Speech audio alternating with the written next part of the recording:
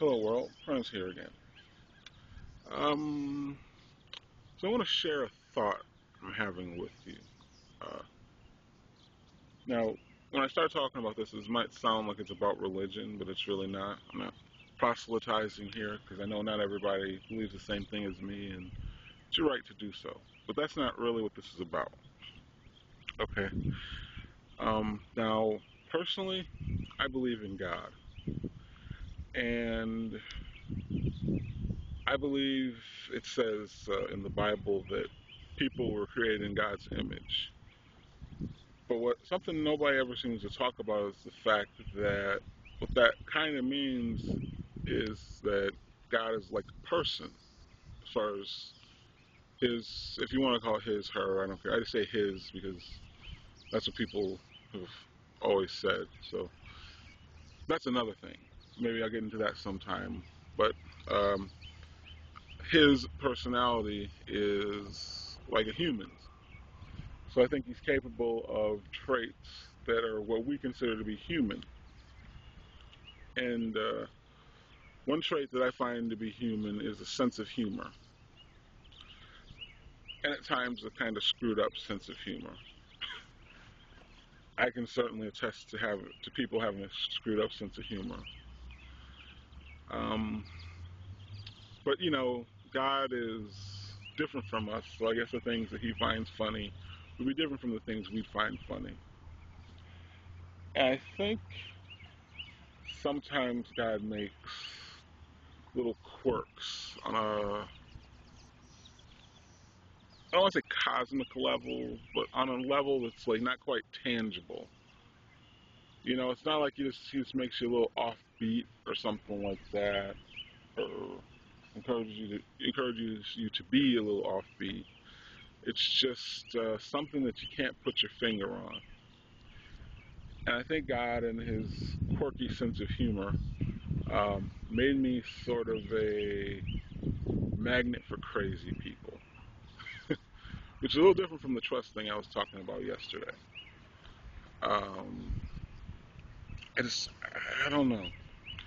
I don't know. Maybe this is more me than the other thing was, but I just seem to draw some really disturbed people to me, completely by accident. That's the thing. It's not even like I go to a certain kind of place and so of course I meet a certain kind of person. It's like completely random how I meet these people. Like there was one person. Um, I'm gonna call her Alberta. I called her Alberta in a previous video that I did. She probably knows who I'm talking about. And she has this tendency to um, go nuts on me. Like yesterday, I met her through this site called Blog TV, and and this was random too. See, I was just looking for somebody that was doing a show at the time when I first got on the site, and she was there, so I started watching her show, and she's funny. I found it entertaining, so I kept watching, and we got to be friends outside of Blog TV, I guess. She lives in Canada, so it's not like we're, hanging out all the time or anything. But, yeah, so we were friends. And yesterday in particular, I think is a prime example of what the issue is. See, I was watching a show, and then I had to get up to eat dinner. So I said, okay, I gotta go. I'll be right back. And I got up and I left, had dinner. I was probably gone 20 or 30 minutes, I guess.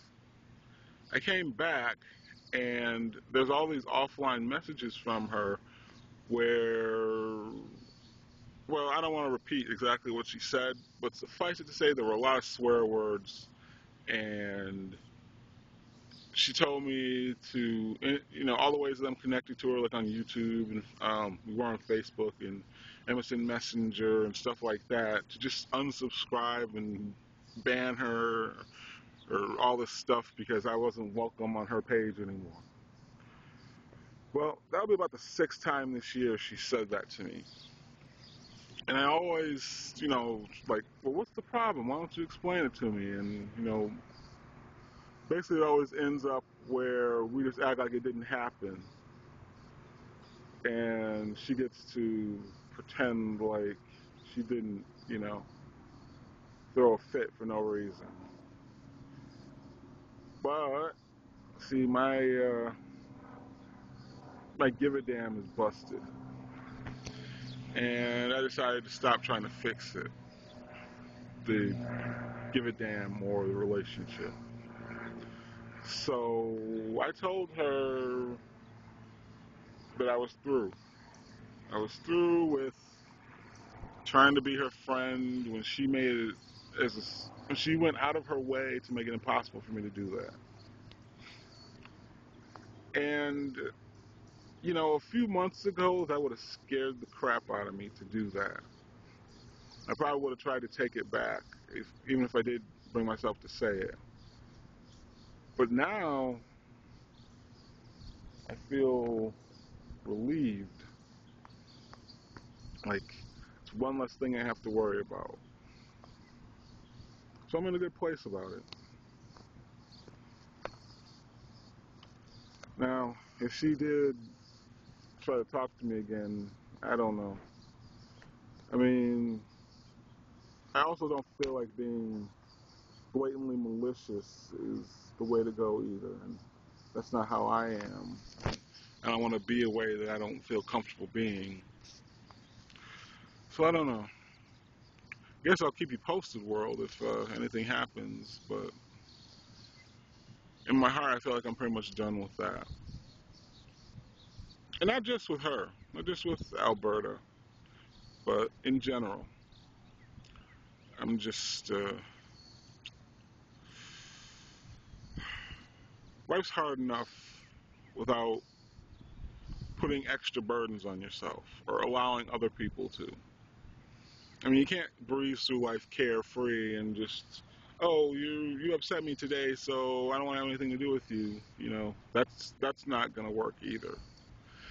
But I mean, friendship is not always fun. Sometimes you got to be there through the hard times. Sometimes you're gonna fight. If you care about each other, that's just how it works. But I mean, someone who consistently makes it as hard as possible to be their friend, and they won't even let you help them. They just make it more difficult still. I don't know. Maybe there's some people that can handle that, but I'm not emotionally and mentally in a place where I can be one of those people right now. So if it was meant for me and Alberta to be friends, then it'll happen. If it's not, well, I wish her well and, the rest of her life. 'Cause I don't hate her. I just, I'm not equipped to be her friend. So I guess that's it. That's enough for this from me for today, or at least for now. I could very well do another one of these videos later. But yeah. So thanks for watching. And question: have you ever had a friend like that, or someone that you wanted to try and be friends with, but they just made it really difficult? And what did you do about it? Did you cut them off? Did you keep trying and make it work? Or did you keep trying and not make it work? What? You know, I know it's a pretty broad question, but answer it however you see fit. But like I said, thanks for watching. And until next time, this interview is over.